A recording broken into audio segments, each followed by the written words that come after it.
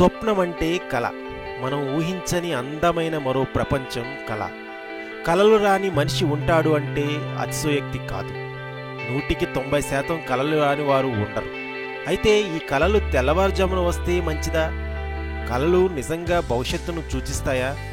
కలలు పూర్వజన్మ గురించి తెలుపుతాయా? ఇలాంటి చాలా ప్రశ్నలు మనకు వస్తూ ఉంటాయి. రాత్రిపూట కలలోకి దేవుళ్ళు రావడం మంచిదేనా? తెల్లవారుజామున కలలు నిజమవుతాయి అంటారు. మరి ఇది ఎంతవరకు నిజం? ఇలాంటి ప్రశ్నలను ఇప్పుడు తెలుసుకుందాం.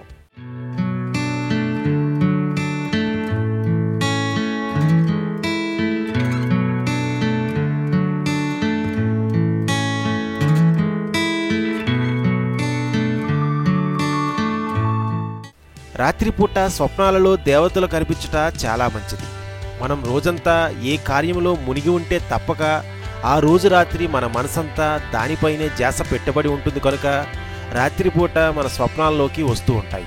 అయితే మనం ఈ రోజంతా దైవారాధన చేసి ఉండడం వల్ల ఇలా కలల్లోకి దేవుళ్ళు రావడం సహజమే. కానీ ప్రత్యేకంగా దైవ చింతన చేయకపోయినా మీ కలలోకి దేవుళ్ళు వచ్చారనుకుంటే అది చాలా మంచిది. రాక్షసులు, దెయ్యాలు, ఘోరమైన సంఘటనలు వచ్చుట చాలా దోషం. ఇలాంటి కలలు సంభవించినా మీకు సరియగు నిద్ర కూడా ఉండదు. ఇక దేవుళ్ళు కలలోకి వస్తే మనపై దైవానుగ్రహం ఉన్నదని మనం తెలుసుకోవాలి.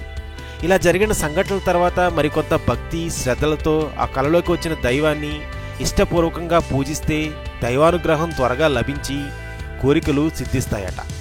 ఇక తెల్లవారుజామున కలలు వస్తే మన పూర్వీకులు చెప్పిన దాని ప్రకారం మనకు ఆ తెల్లవారుజామున వచ్చిన కలలు మర్చిపోతాం.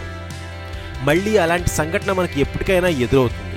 అప్పుడు మన మనసులో ఆలోచిస్తాము, ఇది ఎప్పుడో జరిగింది, ఎక్కడో జరిగింది, ఇక్కడికి నేను వచ్చాను అని మనసులో ఏదో జరుగుతుంది.